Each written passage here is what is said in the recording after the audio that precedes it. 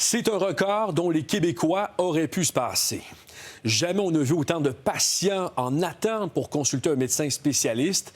Écoutez bien, avant la pandémie, on parlait de 500 000. Et 5 ans plus tard, Pierre-Antoine, on frôle le million. Voilà, ce sont des données qui proviennent du ministère de la Santé et des Services sociaux et qui brossent un portrait assez juste, a dit, de la situation dans le réseau de la santé, alors que le nombre de Québécois en attente d'une consultation avec un médecin spécialiste, ça a pratiquement doublé en l'espace de 5 ans.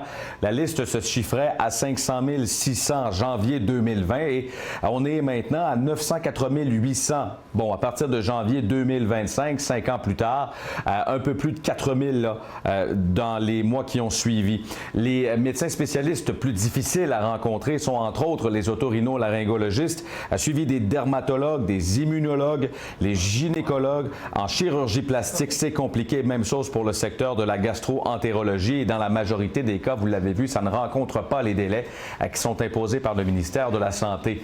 On a discuté de tout ça avec des médecins spécialistes qui considèrent d'une part qu'il y a un débalancement de l'offre et de la demande. La population est vieillissante, mais aussi il doit y avoir moins de cas de Québécois référés des omnipraticiens vers les spécialistes, selon eux. Il y a beaucoup de ces patients-là qui n'ont pas nécessairement besoin d'aller voir un médecin spécialiste.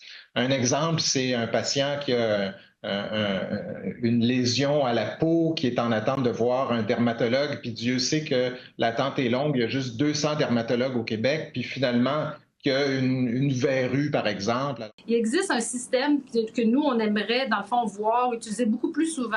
C'est ce qu'on appelle le conseil numérique. C'est une façon pour un médecin de poser une question, dans le fond, à un gastro-entérologue par rapport à un patient. Et donc, dans le fond, ça nous permettrait, nous, d'être capables de répondre à beaucoup plus de questions par rapport à des patients, plutôt que de les avoir un à l'autre dans notre bureau.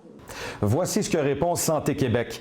Bien que les enjeux d'accès en spécialité soient complexes, il y a des leviers concrets qui sont activement mis en œuvre. Ces efforts reposent sur une coordination clinique renforcée, l'optimisation des processus et une mobilisation concertée de l'ensemble des acteurs du réseau. Voilà, Adi. Merci.